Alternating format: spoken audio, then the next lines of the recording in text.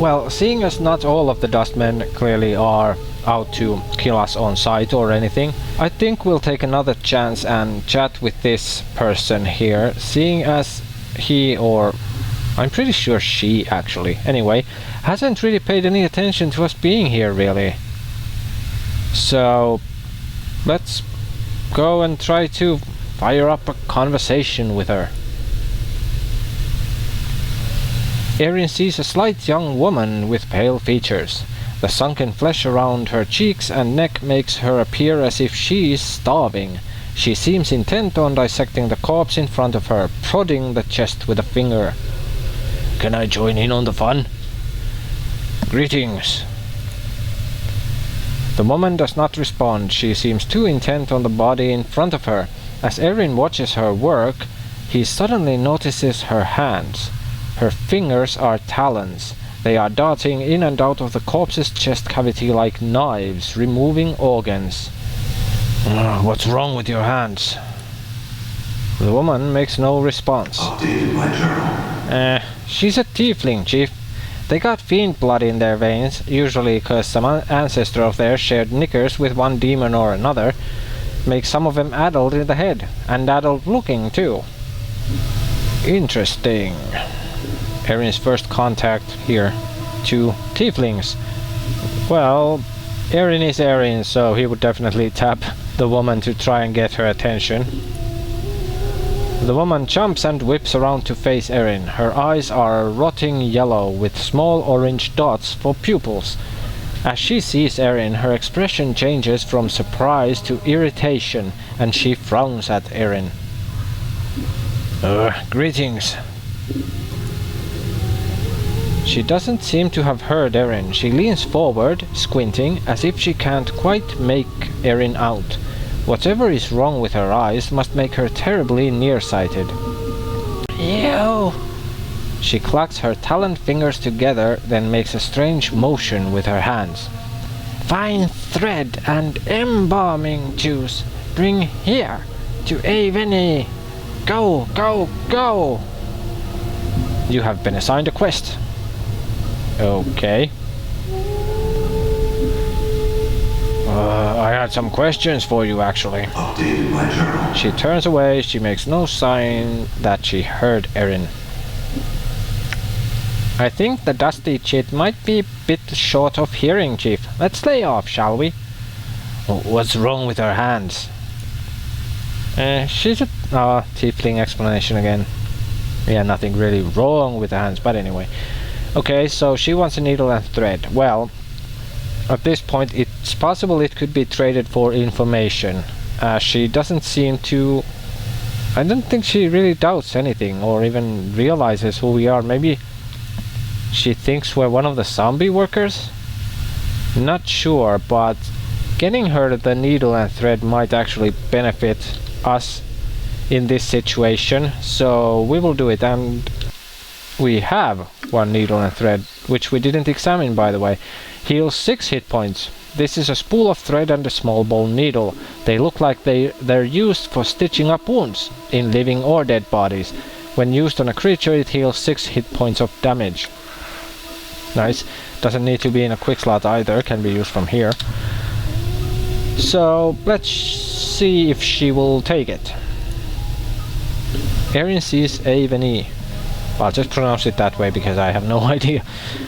She is still dissecting the corpse's chest with her talons. The rhythm of the talons reminds Erin of something, but he can't quite recall what. Well, Erin in this situation being perceptive and all also, it would definitely catch his attention. So Erin will watch her and study the motions of her hands. Updated my journal. As Erin studies the motion of Aveni's hands, he feels a prickling along his scalp, and then suddenly Erin finds his vision swimming, blurring, until he is standing in front of a freshly slain corpse, rigor mortis making a mockery of its smile. The number 42 has been stitched onto its scalp. The zombie is lying on a slab, and Erin has just finished stitching up its chest. He has placed something inside, something that may prove useful if he comes this way again. There's an echo of Erin's, I guess. Keep these things safe and wait for my return. The memory of his voice is an echo, strange and hollow to his ears. He crosses his arms in front of his chest, and to his surprise, the corpse does too. After a moment, its hands fall back to its sides, and as it does, the vision fades, until he is watching Aveny's hands make their stitching motions once more. You have regained a memory. Memories can give you additional experience points, skills, and may even lead you gaining something else of value later on. Okay. That was deep. Okay, I'm gonna tap her. Not in that way. She turns, sees Erin, then frowns. Damn zombies! She clacks her taloned fingers together impatiently, then makes a stitching motion with her fingers.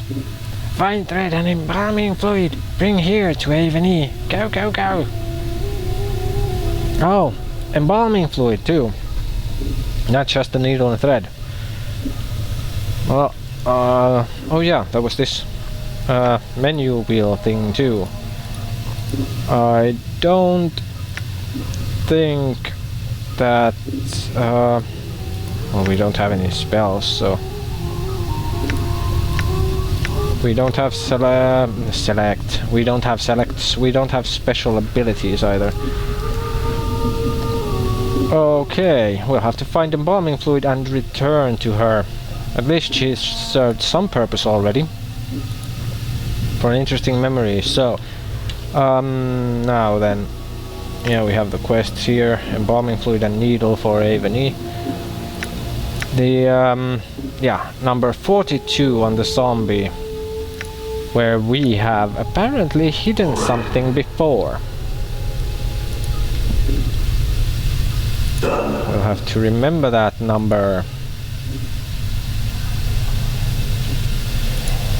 Bloodstains, rust, and other remains cover the surface of this metal slab.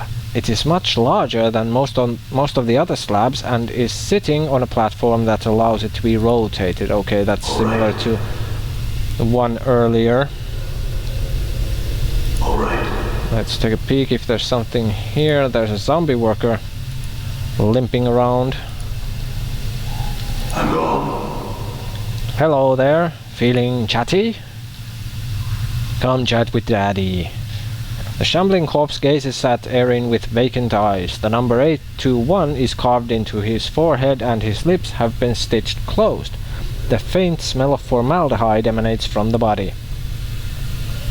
Oh, seen anything interesting going on? As Erin addresses the zombie, it blinks in surprise. What? Why are you disguised as a corpse? Updated my journal. I doubt this is a dust man. The zombie is trying to respond behind stitched lips. He has a peculiar half-frightened, half-angry expression. Who are you? What do you want? Well, seeing as it seems that Erin doesn't want to reveal himself to this whoever masquerading as a zombie, and seeing that Erin is a bit wary as such, he probably, in a situation like this, would fall on using his appearance and ability to intimidate. So I'm asking the questions here, zombie. Tell me who you are or I'll make that disguise a reality. The zombie doesn't seem to have heard Erin.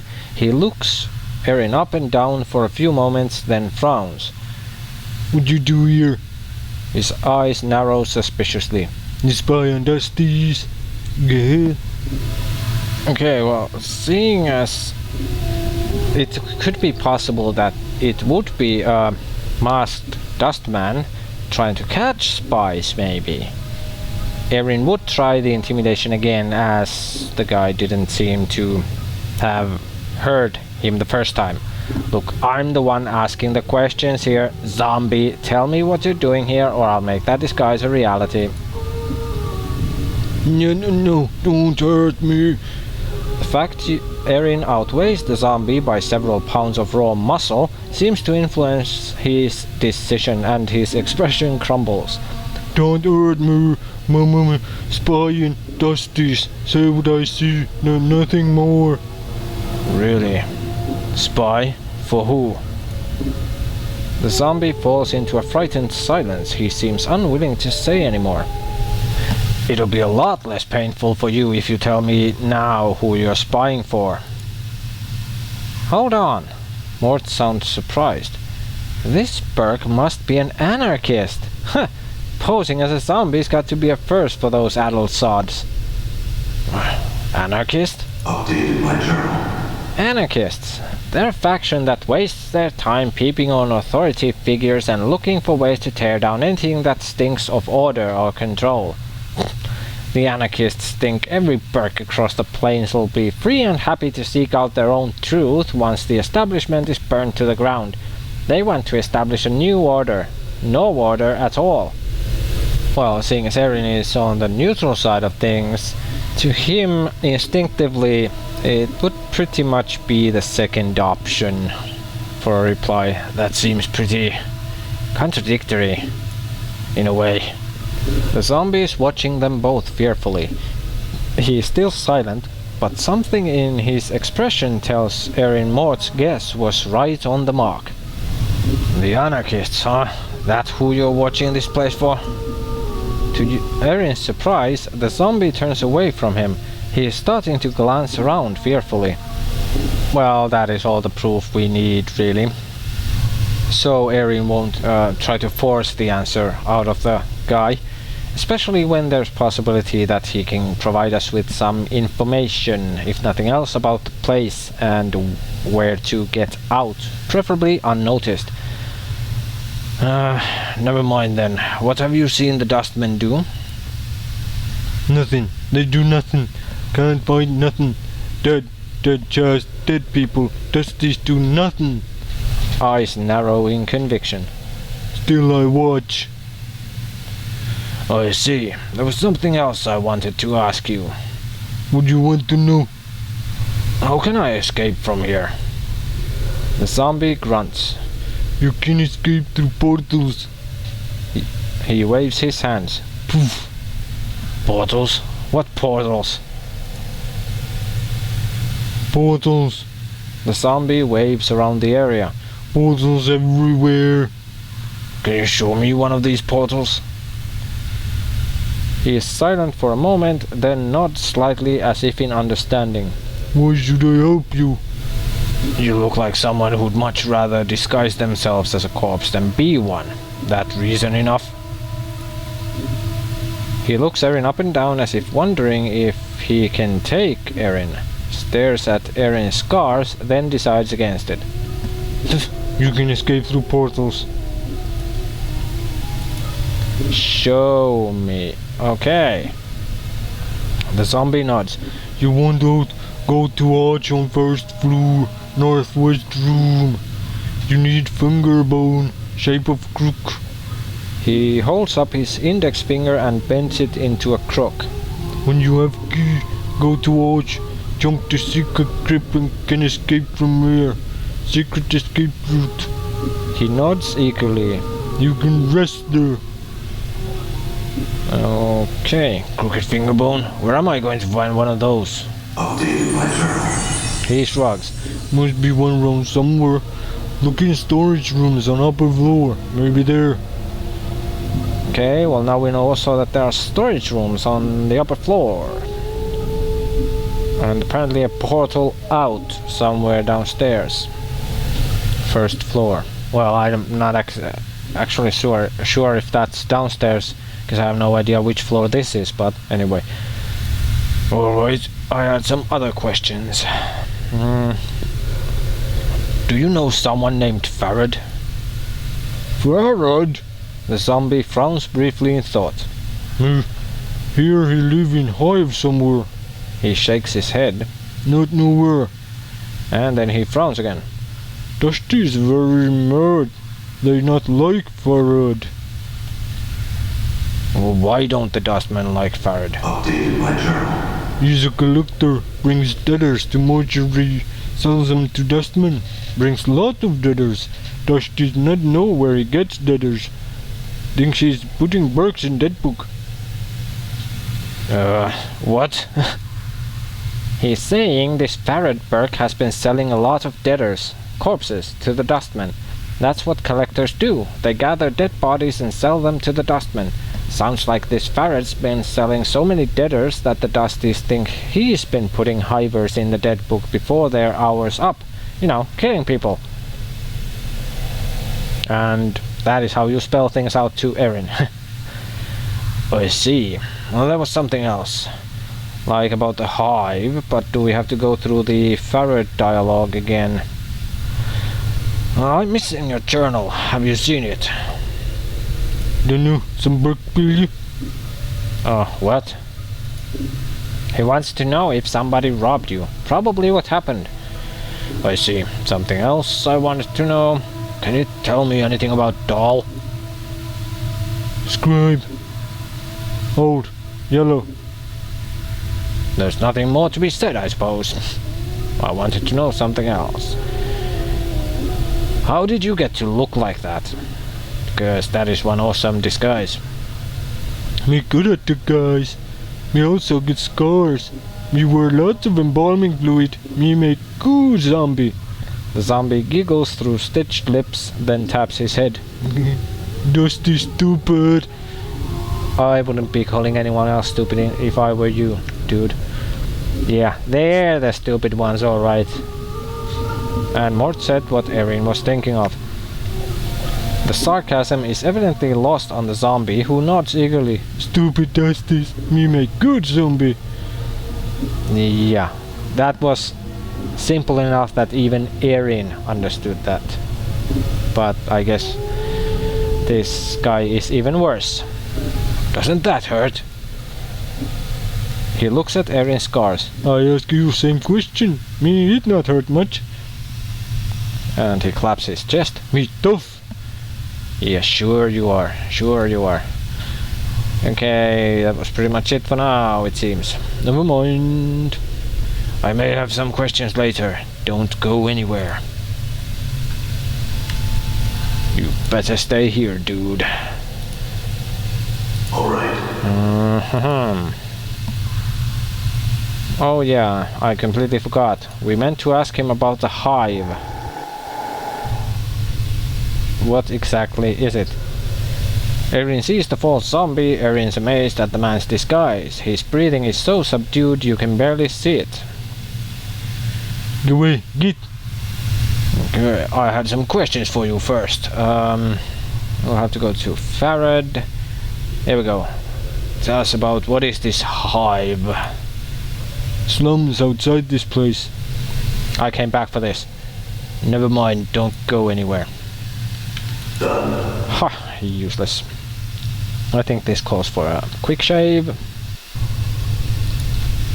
Let's continue to the next room. This is a very circular place, this mortuary. Someone has inserted a tube into this corpse's leg. The tube is attached to a strange clicking machine next to the slab. I think there is a process of embalming going on here. Maybe we can get fluid from this room, maybe from that machine. Dried blood covers the slab's surface. Dried blood covers both of their surfaces. The blood on this table is still fresh. Yeah, and looks like there's a chunk of meat there. Some delicious kind of meat, I bet. This rotting corpse is riddled with tubes. A yellow liquid is cycling through the tubes into a strange machine. The machine is making clicking noises like an insect. Interesting.